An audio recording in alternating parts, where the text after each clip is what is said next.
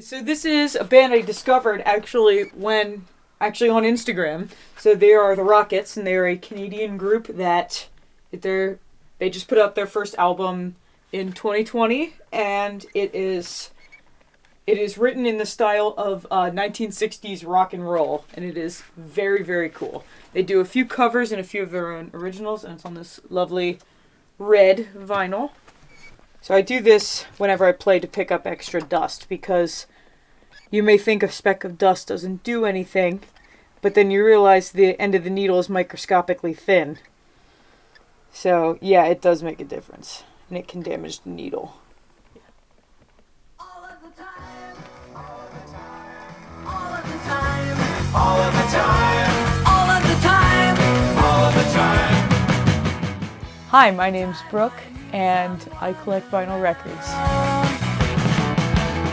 I've always really been into older music, Michael Jackson, Billy Joel, and at one point when I was really into Billy Joel, then I walked into a record store with my dad, and I found a copy of An Innocent Man on vinyl, and I really wanted it because that was my favorite album that he had done. But my dad said, well, you can't play it, so why would you want to buy it? So I was like, well, then I guess for Christmas I need to ask for a way to play it. And so that's what I did, and I ended up getting my first record player, along with my first 3 records that were brand new, and then my parents' old collection. So that was Christmas of 2017, and then I didn't get super serious about collecting until right after I graduated high school in 2019. Well, according to Discogs, I have around 520 records. I started alphabetizing them based on anyways, the ones that are marked as alphabetized, they're usually my rock and roll ones. Anything associated with rock, it's up here because that's my main thing that I collect. Ones that don't really have a cover, a few EPs and 12-inch singles. And then down here I have big band vocalists, so Frank Sinatra, Tony Bennett, that kind of thing. And then I have soundtracks, world music. I have a Brazil psychedelia album that I got. That's really cool. And then I have I have 2 different albums that are sitar music because it's calming to me. And then I have a few Christian records, gospel records, that kind of thing. And then I have R&B, disco, country, folk kind of thing, and then just non-music comedy. Blackbird singing in the dead of night. Take these broken wings and learn to fly. All your life. All-time favorite band is the Beatles, and especially Paul McCartney. He's my favorite of them. So if you were to look through my collection, I've got a section of just the Beatles and then Paul McCartney down there. And so it's a bit of a problem, but it's all good. Yes. No, it's not a problem. I don't know why I say that. It's totally not a problem. Waiting for this moment to be free. Blackbird fly. One day I was scrolling through YouTube and I saw a video about the songwriting rivalry of Brian Wilson and Paul McCartney. So it was talking about how Brian Wilson's Pet Sounds, which, by the way, fantastic album. Everybody who collects records or even just likes old music needs to own this album in some kind of medium. It's fantastic. How that was inspired by the Beatles' Rubber Soul, which is my second favorite Beatles album. It's amazing. And then how Paul McCartney heard Pet Sounds and decided, I need to do something more like that. So then they came out with Revolver. Then I was like, well, I guess I need to listen to Revolver, because this is obviously a big deal, the album Revolver. So I listened to that all the way through, and I was like, that was good. I need to listen to another Beatles album all the way through. So I was like, well, I know the picture on the front of Abbey Road, that's classic, and it's turning 50 this year. So I listened to that all the way through, and I just fell in love with that one. Just with the opening bass line of Come Together just sucks you right in. And then it was really settled for me once Oh Darling came along. I was like, yeah, this is a great album and this is a great band. I need to get into them more. And then it just escalated into insanity. Waiting for this moment to be free. For my favorite record to listen to, it would have to be this one, Venus and Mars. It's just, for me, like, this is one that, like, you get it all. It's Paul McCartney, so you can't go wrong. Yeah, it's just, you know, you get like the really rockin' ones, like Medicine Jar, and then you got Listen to What the Man Said. You got like the calm ones, like You Gave Me the Answer, or Treat Her Gently. And then you've got the ones where he's just screaming his heart out, like Call Me Back Again or Letting Go. And it's just, so good. So this is my setup here. This was actually my first record player here, but I've since upgraded to the Audio-Technica LP 120. And this thing is amazing. It is built like a tank, and I was also able to pair it with these Edifier active speakers up here. And so it's really nice to hear. I think the first thing that I played on here was Queen's A Night at the Opera, which sounded amazing because it was like Galileo, Galileo, Galileo, Galileo. So cool. People should listen to more of this guy because he's awesome. Dave Mason, he's very underrated, and he is mostly a session guitarist, and he plays on a lot of tracks that are very well known, but he only does session guitar, so he's not really like part of the band, but then he also does his own like solo stuff. So yeah, I actually have a signed CD that my dad gave me of his, so there, he signed it. So my dad got to go into his trailer and get it signed. Simpler times when you could do that. Yeah, so we are on our way to Siren Records in Doylestown. It is my favorite record store, and usually they got some great stuff there, and so we're gonna check it out, see what's there. Usually when I go to the record store, I end up going to Siren, just because, like, even though it's a bit farther away than the other record store, like the other place that I go to, you go there more to find something, not to look for something specific. Like, and it's pretty much the whole place is a $2 bin, but it's specifically, that's like their shtick.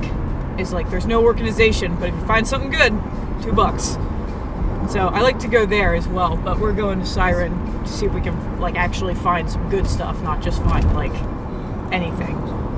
And also it's a weekday, so we can't go to the other one. But okay, so here we are, Siren Records. So we're gonna go check it out, see what we can find. So usually when I come in here, I want to look through some of the new arrivals just in case there's something good in here that you're not going to find once they sort it out. Anything, honestly, anything Beatles, anything like Bowie, Tom Petty, Beach Boys. I'm not really looking for anything specific necessarily, but once I find something then that I have been looking for, then that's just a good time.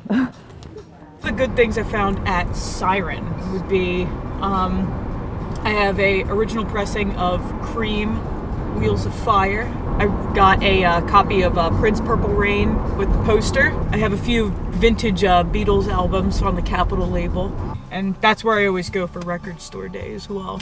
I was a bit underwhelmed by this year's list, but there are a few that I'm genuinely like excited about, which would definitely be the Monkees releases, because I just started getting into them, and geez, oh man, I need more. And yeah, there's no Beatles releases this year, but we did have 3 last year, so that's good. Yeah, I'm excited about, they're releasing Cat Stevens' Harold and Maude, the songs from that movie, and that's been out of print for a while, so I'm pretty excited about that. This is cool looking. What is it? I don't know, but it's cool looking.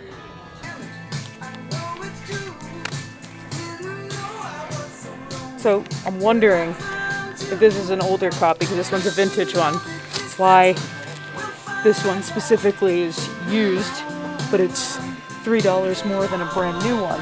So what's the appeal of this one? I know it's vintage. Is it like a fancy vintage one is kind of like what I'm wondering. Sometimes when I go to the record store, like I'll find records there and they're like a bit pricey, so I'm not sure if I've heard good things about them, but I'm not sure if they are something that I'd be into personally. So if I kind of weigh out the price, and sometimes I will, like, I'll not get it and then I'll go home and listen to it and be like, why didn't I buy that? And like a couple times I'll go back to the store the next day and be like, I'm getting it. And then it won't be there sometimes. And sometimes I'll go there and I'll kind of weigh it out in my head and I'll be like, well, for like $5, you know, like all right, yeah, I can get that, and I end up really liking it. I've heard like really good things about this album, and yeah, I'm not sure if I really want to spend $30 on it because I'm not sure. I know I like Van Morrison, but like there's only a few artists who I'm like, when I see something I've never heard from them before, then I'm like guaranteed like a good product. Like that would be like any of the Beatles, Wings, Dave Mason, you know, people like that. I like to sometimes before, like if I see that there's an album here and people are like, oh, you gotta listen to this album, like I'll try to listen to it online and then I'll decide. Like especially if people are asking like $30 for it, then I'll probably want to do that before I just go and buy the album. What do I think the appeal is a lot of times with vinyl records? Well, for one thing, it's kind of, for me, like I collect mostly like older music, so it's kind of like a connection to like how the artist intended it to be. The Beatles didn't make Sgt. Pepper thinking, you know, when I'm 64 is gonna end up on all the Spotify playlists. You know, it's they wanted to put it out there as the album, and that's like a piece of art. And although you can listen to it on digital and CD, there's something different about vinyl that like really just brings out like almost like what they were intending when they made the album, and then also I just prefer how it sounds. And that's why like usually when I'm looking for vinyl, I look for like vinyl records, I look for ones that are mastered from the analog tapes a lot of times. And sometimes you can't get that because they're newer artists. Like it's all about the mastering. Like if it's mastered correctly, then it should sound a lot better. What you want on a record is going to be different than what you want on a CD, because a CD is a different medium. So it will sound a bit different, and some people are good at picking that up and some people aren't. And another thing is, what's more fun to look at?